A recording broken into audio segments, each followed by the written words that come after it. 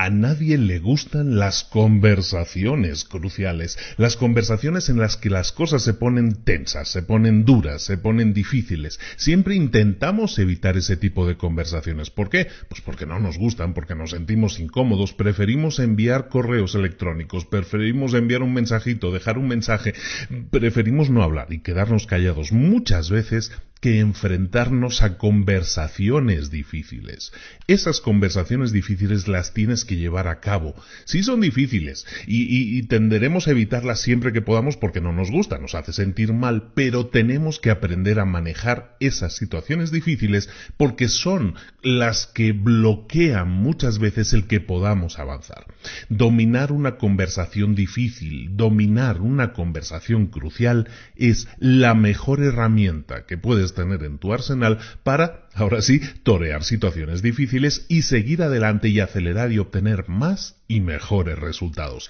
¿Te gustaría entonces dominar esas conversaciones cruciales? Si es así, no te puedes perder el resumen de hoy del libro Conversaciones Cruciales, un libro fantástico, uno de mis libros favoritos, súper recomendado, que vamos a ver. Conversaciones Cruciales, Crucial Conversations, un libro ya veterano, es del año 2002, no es tan nuevo, pero es uno de los libros más vendidos, tiene más de 1 millón de copias vendidas, que en libros de negocios eso es una barbaridad, y es un libro, como te digo, del 2002, multiescrito, porque está escrito por 4 autores, que se llama Kerry Patterson, Joseph Greene, Ron Macmillan y Al Switzler.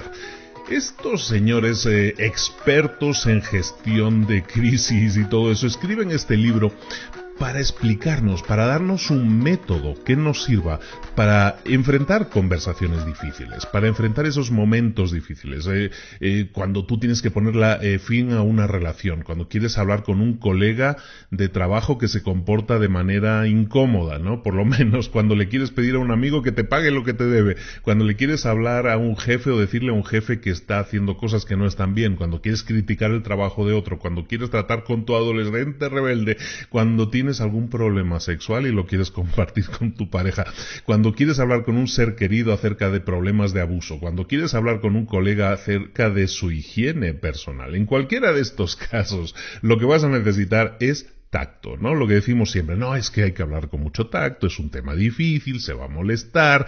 ¿Y qué sucede? Pues que muchas veces tenemos esa sensación de que tenemos que hablar con esa persona, pero como sabemos que la situación se va a poner dura, se va a poner difícil, entonces evitamos. Vamos a decir, sabes que me lo guardo, me lo sigo guardando, y ese dolor, ese guardarme los sentimientos que tengo, en vez de compartirlos porque tengo miedo de que la conversación se ponga difícil, pues lo único que hace es seguir aumentando nuestro dolor, nuestra incomodidad. En algunos casos eso puede generar frustración, y eso es algo que tenemos que evitar. ¿Cómo nos manejamos normalmente? Vamos a empezar directamente con el resumen del libro. ¿Cómo nos manejamos normalmente cuando hacemos cuando llegamos a una conversación difícil, cuando nos enfrentamos a esa conversación difícil, a esa conversación crucial? Bueno, cuando las cosas tienen valor para nosotros, normalmente nosotros tendemos a sacar lo peor de nosotros. Los seres humanos no somos perfectos, somos sumamente imperfectos. Entonces, lo primero que hacemos es sacar lo peor de nosotros, ¿no? Como ponernos a la defensiva. ¿Por qué? Pues porque estamos mal diseñados. Después de tantísimas generaciones en las que no hemos aprendido a dialogar, sino que hemos aprendido siempre a ponernos a la defensiva, a levantar el puño, a escapar corriendo, a callarnos, a hacer todo eso, pues entonces eso ha incorporado en nosotros, en nuestra programación mental y en nuestra programación de muchos años que ya viene programada en el ADN, pues hacemos que siempre nos pongamos a la defensiva cuando nos sentimos atacados.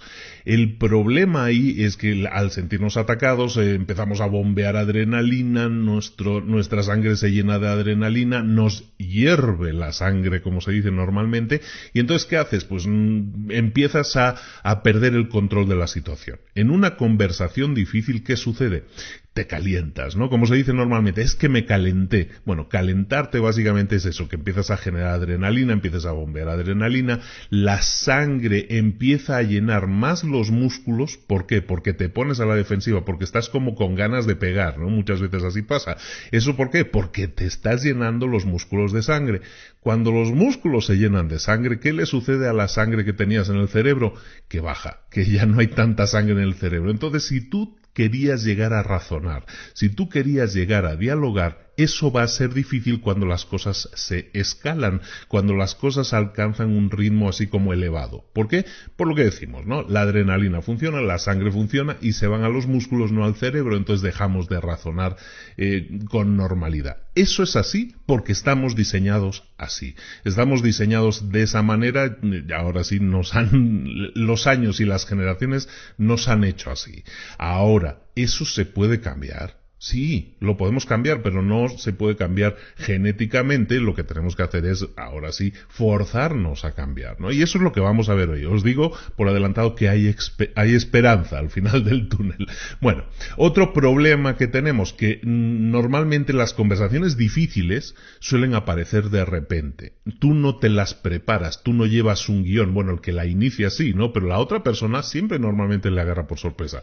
Entonces son espontáneas, que se llaman. Nos toman por sorpresa y nos obligan en tiempo real pues a tomar decisiones, y eso nos pone nerviosos, nos estresa y nos pone a la defensiva, ¿de acuerdo? Y luego, pues otro problema, normalmente nos agarran las cosas por sorpresa, no sabemos por dónde empezar y eso nos obliga a improvisar. No tenemos modelos de comportamiento que nos digan, nadie nos ha enseñado nunca a discutir, a tener una conversación difícil. Eso es problemático. ¿Por qué? Porque si no tenemos esa educación, lo que decimos, improvisamos, ¿no? Entonces, ese problema, que son estas tres causas, podríamos decirlo, es decir, somos así, es la primera causa, nos viene dado de muchas generaciones.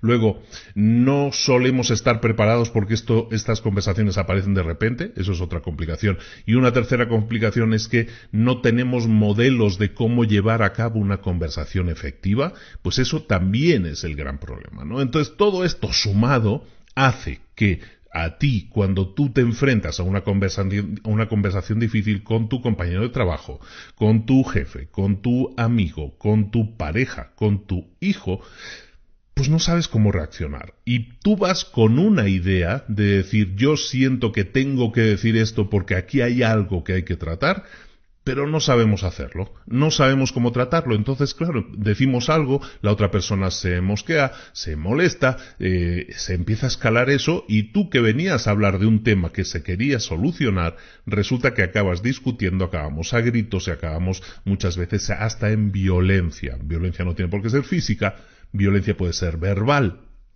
En definitiva, un montón de problemas que podríamos solucionar. ¿Cómo? Pues mira, lo que es genético no lo podemos cambiar.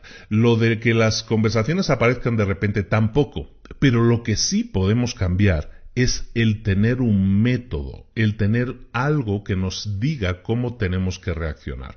Y eso es lo que vemos en este libro. En este libro, finalmente, lo que vamos a aprender a hacer es cómo encauzar, cómo reconducir nuestra conducta cuando sucedan estas cosas, cuando aparezca una conversación difícil, cuando aparezca una conversación crucial.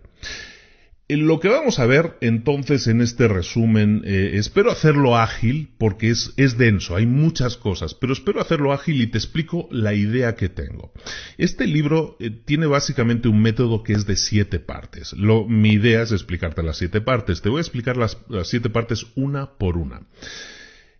Cada parte se identifica muy claramente por una serie de preguntas. Entonces lo que te voy a hacer es explicarte las partes de una manera resumida, evidentemente, cada una de esas partes, y luego de alguna manera por qué es importante cada una de esas partes, y luego las preguntas que tú deberías tener siempre presentes en la cabeza para de alguna manera poner en práctica esa parte. Lo que buscamos aquí, de nuevo, para los que no quiero que nadie se me pierda, os digo, le tengo un gran cariño a este libro. Es un súper libro, de esos que hay que tener. Lo que os digo, es un método de 7 partes. Os lo voy a intentar también poner con un par de ejemplos al final, cómo podríamos aplicar este sistema, pero de verdad que funciona, de verdad que va muy bien, pero tenemos que practicarlo, tenemos que ponerlo en práctica. No quiero perder a nadie, es un sistema de 7 partes, espero que os guste mucho. Vamos allá con la primera parte. La primera parte tiene que ver, evidentemente, con iniciar el diálogo, y quiero que, antes de empezar con la primera parte incluso, quiero que visualicemos una cosa. Cuando tú empiezas una conversación, ya sea difícil o fácil, tú nunca sabes si se va a poner difícil. Cuando tú empiezas una conversación, tú traes una mochila. Tú imagínate, visualmente tú traes una mochila, ¿no? Vienes con una mochila y esa mochila está llena de opiniones. Son tus opiniones personales. Esas opiniones personales, ¿para qué te sirven? Pues mira, te dan información, te dan opinión. De alguna manera son los valores que tú traes, de alguna manera, a esa reunión. Pero tienes que pensar una cosa. La persona con la que vas a hablar trae otra mochila, exactamente igual que la tuya y exactamente igual, llena de información, llena de sus valores, llena de sus opiniones. Cuando tú entablas una conversación con otra persona, lo que deberíamos buscar hacer es crear una mochila común. No puedes decirle a la otra persona, aquí está mi mochila, te la vas a comer. Estas son mis opiniones y estas son las que tú tienes que aceptar. Es decir, te estoy diciendo, vacía tu mochila y mete en tu mochila lo que yo te doy. Evidentemente eso no funciona, eso nunca va a funcionar. Por eso te digo que lo que tenemos que hacer, el objetivo, el ideal, es que visualmente hagamos esto. Tú llegas con tu mochila, el otro llega con su mochila. La idea es que creemos una bolsa en medio de los dos y ahí cada uno vaya metiendo cosas, ideas en las que los dos podamos estar de acuerdo. Si no hacemos eso, lo que vamos a entrar es en conflicto. Hay, en el libro lo llaman la alternativa del tonto. ¿Cuál es la alternativa del tonto? Cuando tú no te logras poner de acuerdo con alguien, hay normalmente dos señales rojas muy brillantes que te dicen que eso no está bien. La alternativa del tonto normalmente es una de estas dos. O guardar silencio o la violencia. Lo hemos comentado, ¿no? El tema es el siguiente. Si tú tienes una conversación difícil, estás discutiendo con una persona, hay un momento, normalmente seguro que te habrá pasado, lo habrás visto, en que una de las dos personas llega un momento que como que se bloquea, ¿no? Guarda silencio, no dice nada y lo ves ahí como respirando hasta como toro, ¿no? Ahí como súper fuerte, ¿no? O a lo mejor no, o a lo mejor recurre a la violencia, ¿no? Se pone a faltar al respeto a la otra persona, se pone a decir cosas feas, se pone a echar indirectas, sarcasmos, insinuaciones, miradas de desprecio, se pone a hacer el mártir. Todo eso son usos de la violencia, ¿de acuerdo? Entonces, esa es la alternativa del tonto. Tenemos que detectar eso. Nosotros, ahora sí, como parte de esa reunión, tenemos que saber detectar cuando eso sucede, porque eso son las alternativas del tonto. ¿Y qué tenemos que hacer con ellas? Evitarlas a toda costa, porque cuando eso sucede, la otra persona se ha cerrado.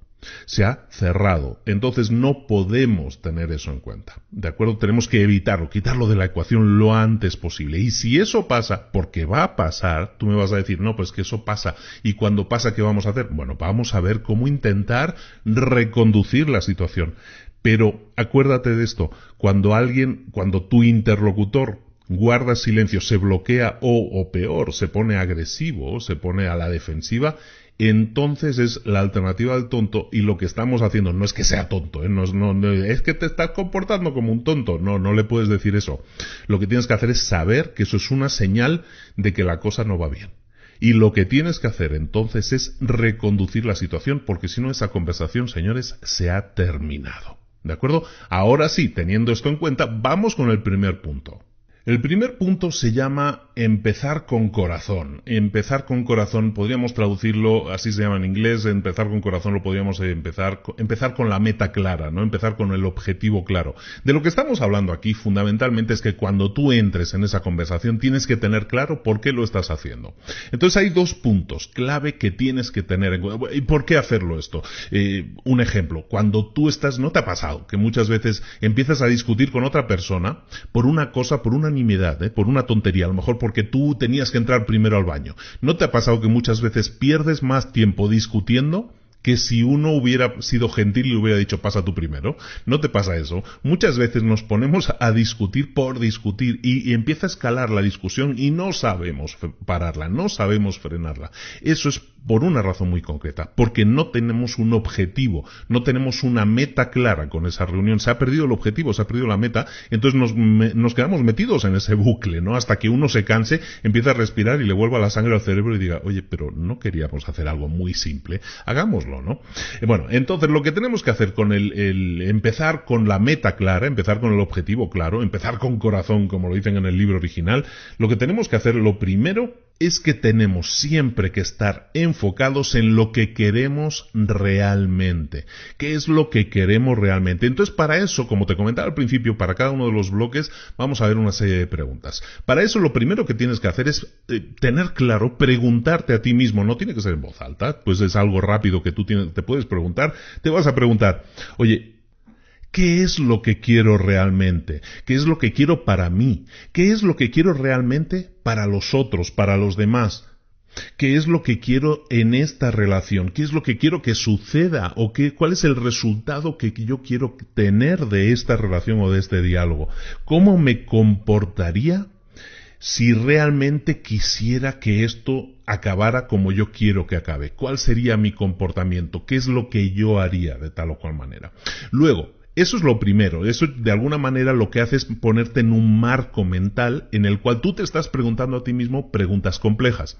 ¿Por qué es importante esto de las preguntas complejas? Pues primero porque le quita hierro al asunto, ¿no? Cuando tú te preguntas qué deseo para mí mismo, qué deseo para los otros, qué deseo para esta relación, cómo me comportaría si realmente deseara esa meta, ese resultado, pues lo primero que sucede es que de esa manera tenemos marcado un objetivo, lo que decíamos, eso es obligatorio. Al tener marcado un objetivo, yo sé a dónde quiero llegar, y cuando yo sé a dónde quiero llegar, voy en línea recta mucho más rápido, evidentemente. Y lo segundo es que cuando tú haces ese tipo de preguntas, tu cuerpo cambia, tu fisiología cambia. Evidentemente le estás enviando trabajo al cerebro. Y ese trabajo hace que esa persona empiece a pensar, empiece a mirar en su mochila, en sus valores, en todas esas cosas, y eso hace que esa persona esté ahora sí, de alguna manera, pensando, no actuando, dejándose llevar por la sangre y por la adrenalina, ¿de acuerdo? Entonces, eso hace que sea muy importante. Entonces, ese es el primer punto, esa es la primera razón, ¿no? Empezar con el corazón, empezar con la vista clara hacia dónde queremos llegar. Hemos hablado de la alternativa del tonto. ¿Qué es la alternativa del tonto? Básicamente cuando alguien o se calla o se pone, pues aquí como belicoso, ¿no? Que se pone como agresivo. Bueno, entonces eso para evitar las alternativas del tonto, lo que te propongo también, o te propone el libro, mejor dicho, lo que te propone el libro es que te hagas también una serie de preguntas. No solo qué es lo que quieres alcanzar, eso es la meta, sino también ¿qué es lo que no quieres que suceda? ¿Qué es lo que no quieres que suceda en esa relación? ¿O qué es lo que no quieres que suceda como meta, como objetivo? Y una también importantísima, que te preguntes antes de iniciar la conversación, ¿cómo debería actuar yo para conseguir lo que quiero y sobre todo para evitar que suceda lo que no quiero? Esa pregunta es muy poderosa porque te hace ahora sí pensar de manera compleja en las cosas que quieres que sucedan y las cosas que no quieres que sucedan. Normalmente vamos a querer que suceda un determinado resultado, que es el que nosotros tenemos en mente, y tampoco queremos que suceda pues discusiones o que la otra persona se ponga agresiva o todo eso. Bueno, pues vamos a preguntarnos eso, ¿qué debo hacer para que eso suceda por un lado y para que aquello que no quiero que suceda no suceda? ¿De acuerdo? Eso es lo primero. Ahora, evidentemente, la alternativa del tonto. Hemos dicho que eso va a pasar porque sí pasa. Nosotros somos realistas y estamos diciendo, no, cuando yo me pongo a discutir con alguien, inmediatamente noto que esa otra persona se pone a la defensiva. Entonces, para eso ya vamos con el segundo punto. El segundo punto es aprender a mirar. Y aprender a mirar es probablemente uno de los puntos clave del método. Y aprender a mirar, ¿a qué nos referimos? Pues aprender a vernos a nosotros mismos dentro de esa conversación. Muchas veces en el fragor de la batalla, en el fragor de la conversación, de la discusión, muchas veces no nos damos cuenta de que estamos escalando el problema. Y aprender a mirar básicamente es que aprendamos a ver la situación desde una perspectiva. Es como si nos saliéramos de nuestro cuerpo y miráramos qué qué es lo que está pasando un poco desde arriba. ¿Por qué? Porque entonces vamos a ver 3 puntos que tenemos que aprender a mirar, porque entonces podemos detectar problemas. Y si detectamos los problemas en la conversación, podemos actuar en consecuencia para corregirlos o para evitarlos o para apagar esos fuegos que se están encendiendo. Lo primero que tenemos que aprender a ver, lo primero que tenemos que aprender a detectar en una conversación crucial es eso, es si es una conversación crucial. Muchas veces estamos hablando con la gente, estamos en el café y estamos hablando de cualquier cosa. Hay momentos en que esas conversaciones que aparecían inocentes de repente se convierten en discusiones y tú de repente dices, no sé cómo empezó esto, no sé cómo hemos empezado a discutir, pero la cosa es que la cosa se calentó y acabamos discutiendo y a gritos. Eso es una conversación crucial y tienes que aprender a reconocerlas. Por lo tanto, lo primero que tienes que hacer es reprogramar tu mente y, como te digo, eso no es culpa tuya no saber detectarlo. Eso viene por años de entrenamiento, por siglos de entrenamiento en realidad. Entonces tenemos que aprender a reprogramar nuestra mente para estar atenta a las señales que nos indican que estamos en una conversación crucial. Muchas personas no se dan cuenta hasta que es demasiado tarde. ¿Cuáles son las señales? Mira, cuando la cosa se pone como muy emocional, cuando la gente se siente dolida, cuando la gente se siente irritada, cuando ves que la gente tiene miedo, cuando ves que la gente está intentando reprimir algo o tiene un sentimiento que le está así como moviendo mucho, todo eso son claves para decir que estamos en una conversación crucial. Todo eso son conductas que nosotros vamos viendo en nosotros y en los demás. Entonces tenemos que empezar a estar atentos, lo primero, a detectar si estamos en una conversación crucial. Si vemos que la gente está a la defensiva, si se calla, lo que hemos visto también, ¿no? La alternativa del tonto, si se callan, si están agresivos, si alzan la voz, si nos señalan con el dedo, ¿no? Aquello como nos estuvieran disparando con el dedo, todo eso, o simplemente que la otra persona se quede en silencio, eso es una conversación crucial. Lo primero que tenemos que hacer, por lo tanto, es detectar que estamos en una conversación crucial, en este aprender a mirar, que es nuestro segundo paso. ¿Qué tenemos que aprender a identificar también? A aprender a mirar. Tenemos que identificar también si hay problemas de seguridad. Este es clave. El ambiente tiene que ser seguro para que alguien pueda hablar. Y la seguridad es algo que muchas veces no se tiene en cuenta en las conversaciones. Cuando tú llegas a dialogar con una persona, tienes que entender que la otra persona se tiene que sentir segura. Y tú también te tienes que sentir seguro o segura, evidentemente. Pero para que esas dos personas se sientan seguras, el ambiente tiene que ser seguro.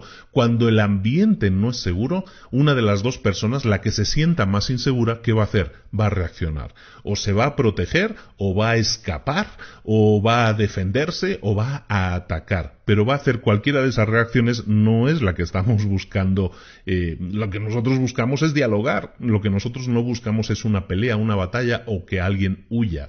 No queremos eso. Y eso sucede cuando la gente no se siente segura. Por lo tanto, no evitemos temas que puedan hacer sentir insegura a la gente. Puede que intentes reírte, insultar, impresionar a alguien. Todo ese tipo de conducta se entiende como agresiva. Eso no puede ser, porque si alguien siente que le están atacando, va a responder por lo menos de la misma manera, o por lo menos de maneras que tú no esperas y sobre todo no quieres. Por lo tanto, siempre que tú detectes silencio, violencia, subidas de tono, cuando veas algo que está sucediendo, que no debería estar sucediendo, acuérdate del primer punto, ¿qué es lo que no queremos que pase? ¿No? Pues si no queremos que pase eso, entonces si lo detectamos, tenemos que aprender a saber que en ese momento ahí hay problemas de seguridad. Recordémoslo de esta manera. No es que la otra persona se haya enojado con nosotros, sino que se siente insegura. En esta situación, en este diálogo que se ha puesto en marcha, se siente insegura. Luego vamos a ver cómo restaurar esa seguridad, pero que nos quede en la cabeza esa palabra, porque nos hace empatizar con la otra persona, que es algo que no solemos hacer cuando estamos en una discusión. Cuando estamos en una discusión y vemos que alguien nos ataca, decimos, ay caray, esta persona me está atacando, me voy a poner a la defensiva. Si entendemos que esa persona nos ataca porque se está sintiendo insegura, probablemente pueda cambiar nuestro enfoque y podamos, ahora sí, eso es un fuego, vamos a intentar apagarlo, ¿no? Luego, importantísimo y muy relacionado con esto es que prestes atención, y esa es la tercera parte de este punto de aprende a mirar. La tercera parte es que aprendas a mirarte a ti mismo. Muchas veces tú no te das cuenta de que estás enfadado, tú no te das cuenta del tono de voz que has utilizado, tú no te das cuenta de las frases o del lenguaje que has utilizado, y a veces el lenguaje físico, ni siquiera el lenguaje verbal, ¿no? Cuando utilizas ese tipo de expresiones de no estoy enfadado, no estoy enojado, oye, déjame en paz, ahora estoy trabajando, no es que estoy trabajando, ese tipo de frases son sumamente agresivas. Estamos metidos en medio de un asunto, estamos metidos en medio de una cosa, y entonces no nos parece bien que en ese momento alguien se inmiscuya en nuestras cosas y reaccionamos de forma agresiva. Según nosotros, estamos defendiéndonos, ¿no? Defendiendo nuestro tiempo, defendiendo nuestro espacio, lo que sea que estemos defendiendo, pero lo que sucede en ese caso es que estamos generando violencia. Lo que tenemos que hacer es aprender a distanciarnos de la discusión, saber elevarnos un poco, volar un poco, sobrevolar un poco encima de nosotros mismos y vernos para ver así también cómo nos ven los demás. Aprender a mirar, por lo tanto, es el segundo punto. Habíamos dicho empezar con un objetivo claro. El segundo punto es aprender a mirar, analizar la situación. ¿Por qué? Porque tú puedes empezar con un objetivo claro y decirle 2 o 3 frases a la otra persona, pero de repente estalla el fuego y no sabes por qué. Entonces aprende a mirar para saber y reconduce la situación. Si ves que hay un fallo de seguridad por parte de la otra persona, se siente insegura, o que tú mismo has empezado, tú misma evidentemente, has empezado de una forma agresiva. Esos son los 2 primeros puntos. El tercer punto, evidentemente relacionado con esto que acabamos de hablar, es que haz que la otra persona se sienta segura, es decir, genera seguridad. Y procurar seguridad es lo mismo que también intentar restablecer la seguridad si vemos que se ha perdido. Como hemos visto en los 2 primeros puntos, necesitamos tener, lo básico es tener claro a dónde queremos llegar y también buscar, oye, que las otras partes no estén molestas, o sea, estén dispuestas a dialogar, ¿no? Si vemos que la gente está intentando huir o se pone agresiva, ahí tenemos un problema seguramente de seguridad. Entonces, restablecer la seguridad pasa por 2 cosas. Una es de lógica, es el respeto mutuo. Tú no puedes entrar en una conversación intentando ganar. Tú no puedes entrar en una conversación diciendo, bueno, yo le voy a ganar a toda costa. Eso no es una conversación crucial, eso tú estás intentando imponer tu mochila de ideas.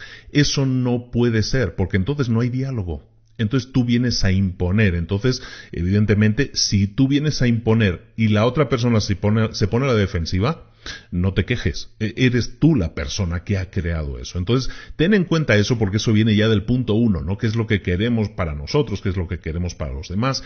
Hemos hablado desde el principio de los tiempos de este podcast. En el podcast 1 ya hablábamos del ganar-ganar, ¿no? Tenemos que buscar que haya un ganar-ganar, entender a la otra persona, de alguna manera que esa persona se sienta cómoda, se sienta segura. Entonces, lo primero que tiene que haber es respeto mutuo. No podemos ir ahí a imponer, sino tenemos que ir a hablar, a dialogar y a establecer un punto común, ¿no? A crear esa bolsa intermedia en la que nosotros vamos a poner ideas y los otros también van a poner ideas para tener así un resultado que satisfaga lo más posible a todos. Esa bolsa que poníamos en medio, esa mochila nueva en la que íbamos a poner cosas de los dos, es lo que vamos a llamar el objetivo común. Nosotros tenemos que tener un objetivo y esa otra persona tiene que tener un objetivo. Lo que tenemos que hacer es que esos objetivos se alineen, se unan, sean comunes, sean uno único. ¿Por qué? Porque si nosotros vemos que estamos trabajando por un objetivo común y las otras personas que están dialogando con nosotros también ven que están trabajando por un objetivo común, pues entonces todos van a aportar y entonces todos podemos entender que estamos trabajando por algo nuevo que beneficie a todos, no que uno gane y otro pierda. ¿Por qué? Porque recordemos, cuando vemos que alguien está intentando imponernos algo, entonces nos vamos a poner a la defensiva, vamos va a faltar el respeto, y el respeto es como el aire, lo necesitamos para respirar y en este caso lo necesitamos para dialogar, pero cuando vemos que alguien intenta ganarnos, entonces todos van a perder, porque inmediatamente yo me voy a poner a la defensiva, voy a tomar alguna de aquellas actitudes que hemos dicho de me voy a callar, me voy a escapar, me voy a rebelar, y todo eso al final es una falta de respeto a la otra persona. Entonces estábamos hablando, lo primero que teníamos que tener es, pues ahora sí, un respeto por los demás y un objetivo común. ¿Qué pasa cuando detectamos que ha habido una falla de seguridad en este sentido y que tenemos que recuperar la seguridad? ¿Cómo podemos hacer que las otras personas se sientan seguras? Lo primero, tenemos que detectar que realmente hay esa falla de seguridad. Preguntas que podemos hacernos: oye, ¿hemos establecido un propósito común? ¿O he establecido un propósito común, una causa común? ¿Estoy manteniendo respeto hacia la otra persona? ¿Está la otra persona respetándome a mí? Es decir, hay un respeto mutuo. Esos son los primeros dos valores, pero si vemos que las respuestas son negativas, entonces, ¿qué podemos hacer? En el libro te proponen una metodología que le llaman CRIP, que son en realidad 4 cosas. Esta metodología CRIP son las iniciales, es el acrónimo de 4 posibles cosas que tú puedes hacer cuando los propósitos no sean comunes. Lo que buscamos es crear un propósito común, ¿no? Entonces la metodología CRIP son CRIB. La C corresponde con compromiso. Tienes que comprometerte a buscar un propósito común, un resultado común. Tienes que hacerle saber a la otra persona que te estás comprometiendo a buscar algo que beneficie a los dos. Decirle, lo que estamos buscando es algo que quiero que nos beneficie a los dos. Yo no quiero imponer nada, quiero decir algo, quiero que lleguemos a un acuerdo que nos beneficie a los dos. Ese es el compromiso. Hacerle saber a la otra persona que tú buscas eso, no buscas ganar, no buscas imponer nada. La segunda letra, la R, es que tienes que reconocer el propósito que hay detrás de la estrategia. Muchas veces te va a pasar que tú estás diciendo blanco y el otro dice azul, o el otro dice rojo. Entonces nos quedamos muchas veces en esa capa superficial de decir, pero azul no, negro, no, yo quiero rojo, no, yo azul, yo rojo. Y de ahí nunca vas a salir. Lo que tienes que hacer es reconocer el por qué. Y para eso, lo único que tienes que hacer es preguntar, ¿por qué? ¿Por qué realmente quieres que sea azul? ¿Hay alguna razón detrás de eso? Entonces la R es reconocer cuál es la razón que hay detrás de todo eso. Muchas veces a ver, ¿por qué dices azul? ¿Por capricho o por qué es? O sea, evidentemente no se lo dirías así, ¿no? Pero ¿por qué quieres que sea azul? ¿Hay alguna razón que no conozco detrás de eso? El reconocer esas razones te puede ayudar a ti a ver su punto de vista, a empatizar con su punto de vista. La I después de este acrónimo, la CRI, la I sería inventar un propósito común. Y eso es muy importante. Lo que nosotros tenemos que decirle a la otra persona, cuando recordemos, estamos a la defensiva, está la otra persona a la defensiva, entonces lo que tenemos que buscar es decir, no, a ver, vamos a inventar algo común, vamos a poner una nueva mochila aquí en medio. Yo entiendo que tú tienes tu mochila de ideas y son propias, y yo tengo la mía, pero lo que estamos haciendo aquí es crear algo nuevo. Lo que estamos haciendo es aquí inventar algo nuevo, que te quede claro que lo que queremos hacer aquí es algo en común, ¿no? Entonces inventar algo nuevo, que esto no es imponer la mochila que yo traigo. Y por último, la B de CRIP es ahora sí el brainstorming, que se llama, para aquellos que no lo sepan, precisamente en estos días lo hemos visto o lo vamos a ver ya se ha publicado, lo vamos a ver en Mentor 365, lo hemos visto en Mentor 365 en el podcast, en el videoblog. Ahí hablamos de brainstorming. Brainstorming es una tormenta de ideas. Y esa es la última letra. Eso es lo que le tenemos que decir a la otra persona. Vamos a ver qué nuevas ideas se nos ocurren para que podamos meterlos en esa nueva bolsa de ideas que va a ser el objetivo común.